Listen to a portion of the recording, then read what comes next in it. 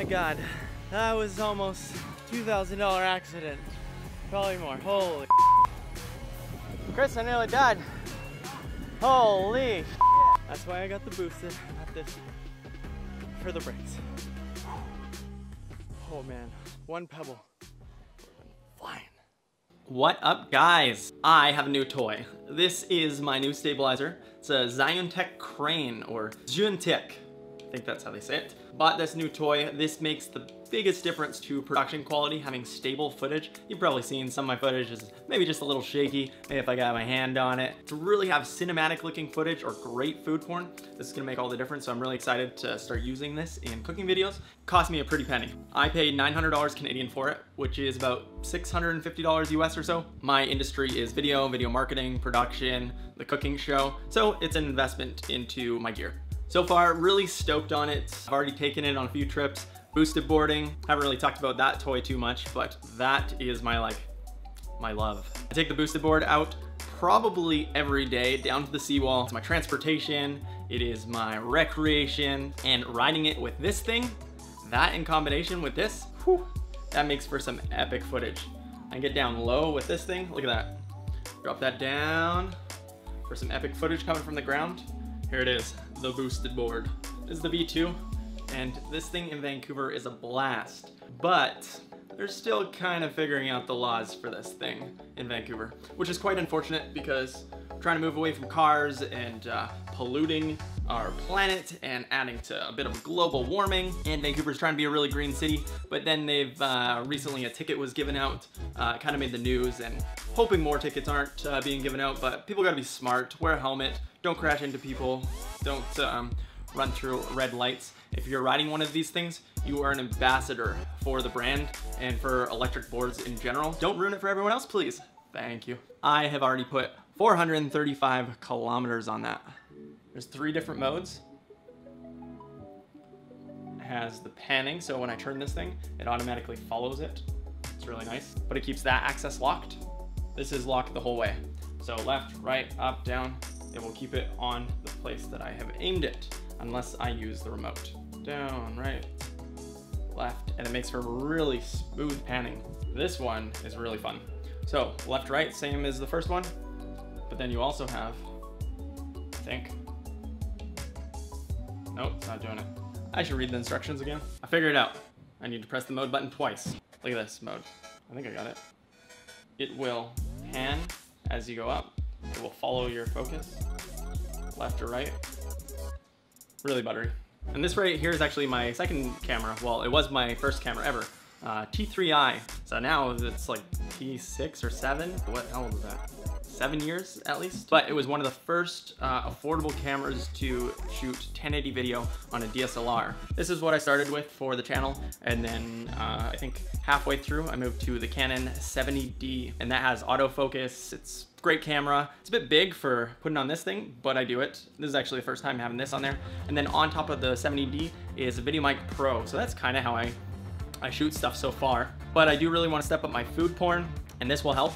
I also actually want to do a bit more, I guess, lifestyle stuff. So on the boosted board, I got a trip coming up. I'm going to Palau, really far away place that is going to be magical. There's a lake there called Jellyfish Lake, and the jellyfish have kind of evolved to not have stingers because there's no predators, or the stingers just don't affect humans. And so you can just swim through polyps of jellyfish. It's gonna be super awesome. Not taking this there, well, in the lake, but I'm gonna take this to Palau and gonna get some really awesome travel videos. Gonna try and really step up my content game. Also gonna be using this as a tool for my video marketing company, Video, and we are developing a cannabis subsidiary, so helping cannabis brands grow. This will help with the content marketing for that. I am not necessarily a cinematographer.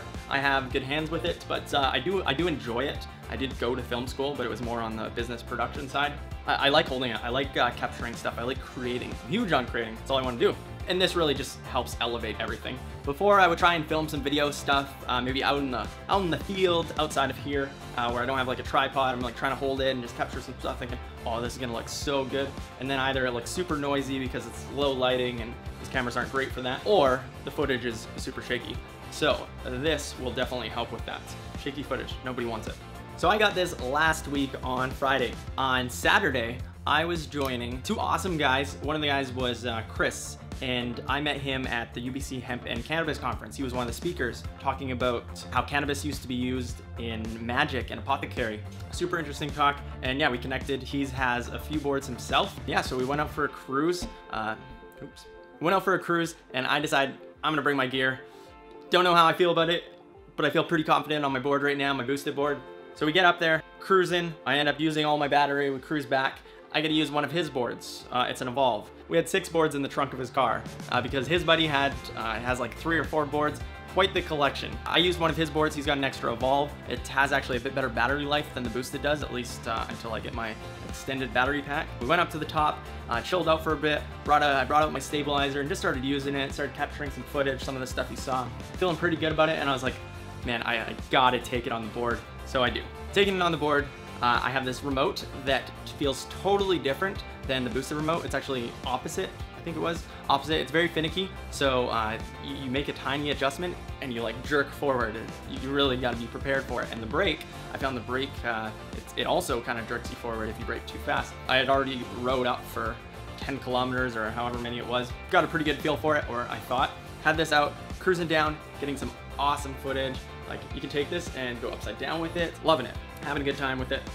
And then the hill starts to get a fair bit steeper. I am filming Chris, and I start going a bit too fast. I think I started hitting up to about like 35 kilometers, which is past the max on mine. As I'm picking up, I felt I was going like 40, 45, like picking up speed past Chris as I'm filming him, and I was like, thinking, what did I just do? My heart is beating so fast. I have so much adrenaline going on right now. If I fall, I am going to break something. Aside from just this, my bones. Adrenaline's going, I'm trying to keep stable, being super focused, no longer looking at the camera, just holding it, thinking, what am I doing? Pay attention, be focused. Land into a bit of a flat straightaway, and then it starts going down again.